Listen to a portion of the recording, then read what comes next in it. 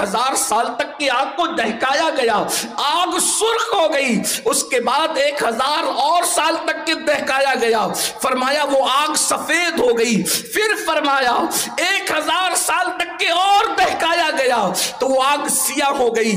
اس وقت جہنم کی آگ میں کوئی روشنی نہیں ہے۔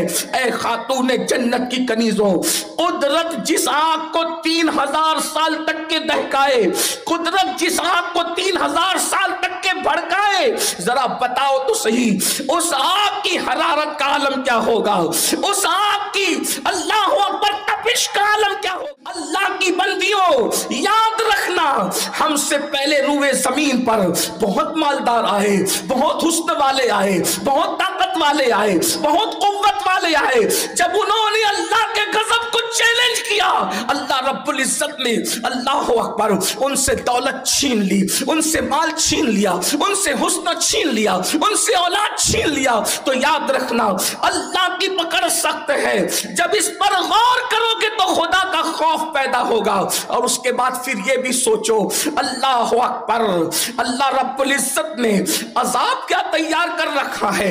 ایک مقام پر ارشاد فرمایا گیا ہے ان الابرار لفی نعیم وان الفجار لفی جحیم، نیکوں کے لیے جنت ہے اور نافرمانوں کے لیے جہنم ہے۔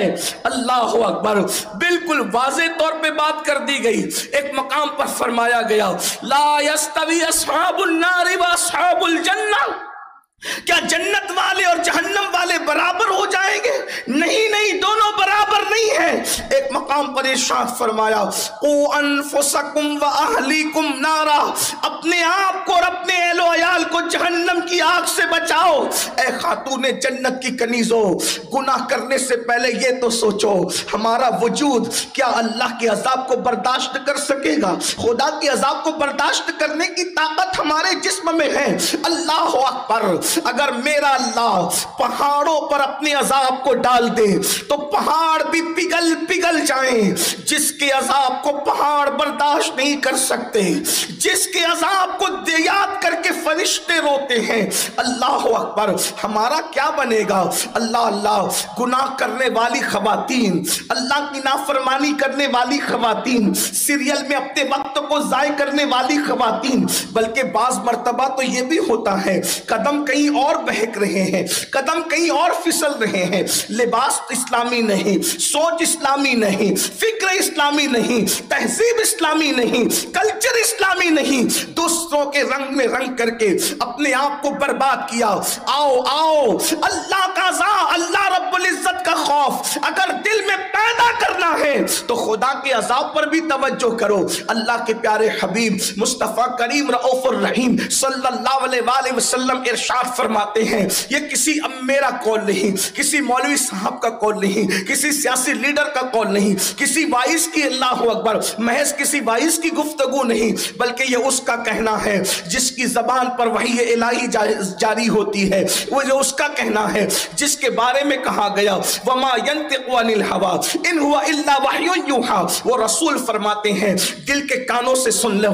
سنی دعوت اسلامی کے اجتماع میں آنے والی میری بہنوں، خدا کے لیے اپنا خیال کر لو، ذرا تصور تو کر لو، اللہ کے سچے رسول صادق و مصدوق مصطفیٰ کریم رؤوف الرحیم صلی اللہ علیہ وآلہ وسلم ارشاد فرماتے ہیں اللہ نے 1000 سال تک کے جہنم کو بھڑکایا، اللہ رب العزت نے 1000 سال تک کے جہنم کی آگ کو دہکایا۔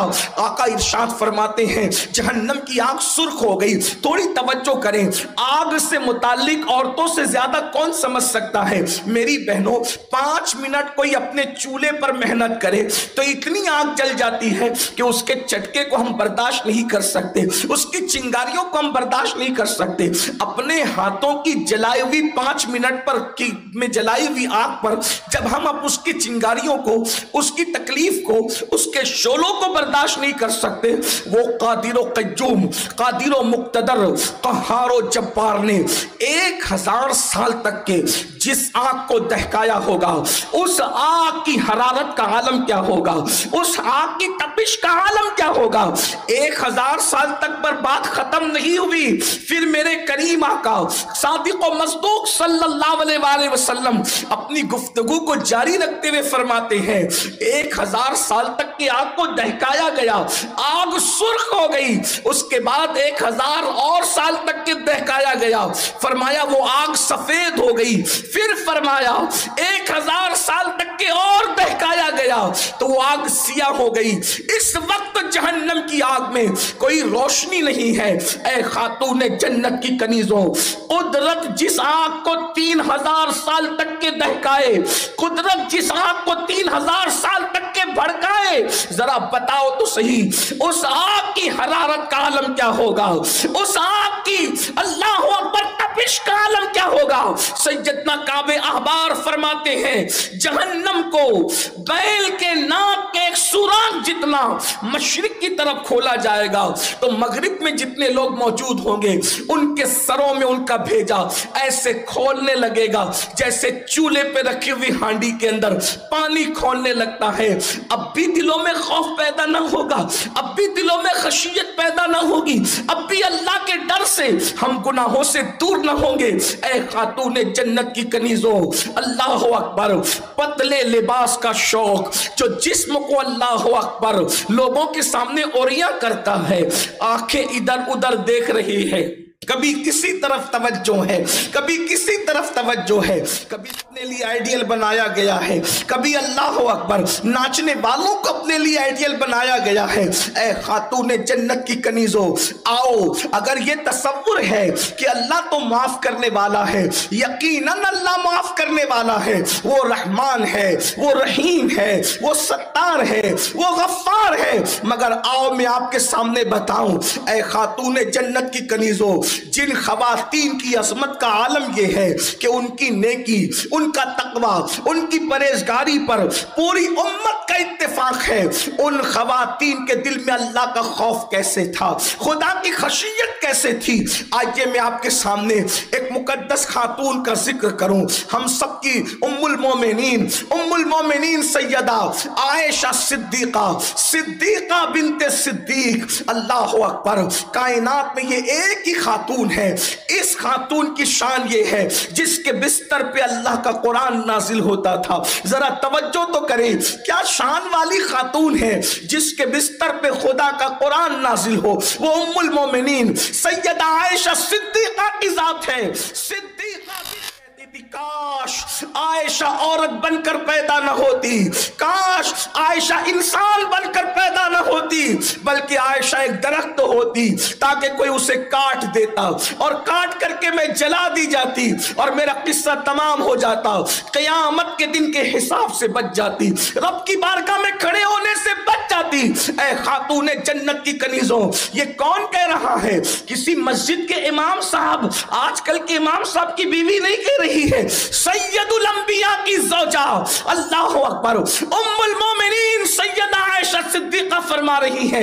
और उम्मुल मोमिनीन की खुसूसियत ये है, अल्लाह अकबर, जिस पर इल्जाम लगता है, अल्लाह कुरान में जिसकी तहारत को बयान फरमाता है, जिसकी पाकीज़गी को बयान फरमाता है, अगर अल्लाह चाहता कायनात का जर्रा जर्रा सिद्दीका की तहारत की गवाही देता, लेकिन अल्लाह रब्बुल इज्जत ने महबूब की ज़ौजा की तहारत को, उनकी पाक दामनी को, उनकी इफ़्फ़त को खुद बयान फरमाया। जरा तसव्वुर तो करो, ऐसी मुकद्दस खातून जिसके बिस्तर पे कुरान आए, जिसके बिस्तर पे साहिब कुरान तशरीफ लाए, अल्लाह अकबर, वो रब्बुल आलमीन के महबूब की महबूब है। अल्लाह अल्लाह।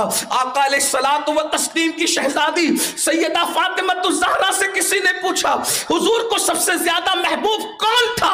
इरशाद फरमाया सैयदा आयशा महबूब थी। कहा मर्दों में कौन था? फरमाया अब उनके वालिद अबू बकर महबूब थे। तवज्जो फरमाए, मेरे आका सल्लल्लाहु अलैहि वसल्लम की कनीज़ों, जो मेरे आका की महबूब हो, उम्मुल मोमिनीन सैयदा खदीजा के विसाल के बाद सरकार ने अपनी अज़वाज में सबसे ज्यादा जिससे प्यार किया हो, सबसे ज्यादा जिससे मोहब्बत की हो, उनका खौफ खुदा तो देखो। कह रही है जिसका शौहर शाफ़ी यौमुन नुशूर हो, जिसका शौहर मालिक जन्नत हो, जिसका शौहर साहिब कौसर हो, वो कह रही है काश मैं औरत बनकर पैदा ना होती, इंसान बनकर मैं पैदा ना होती, बल्कि मैं एक दरख्त तो होती, मुझे काट दिया जाता। जरा तसव्वुर तो करो, जिसके करीब से कभी गुनाह गुजर कर भी न गया हो, जिस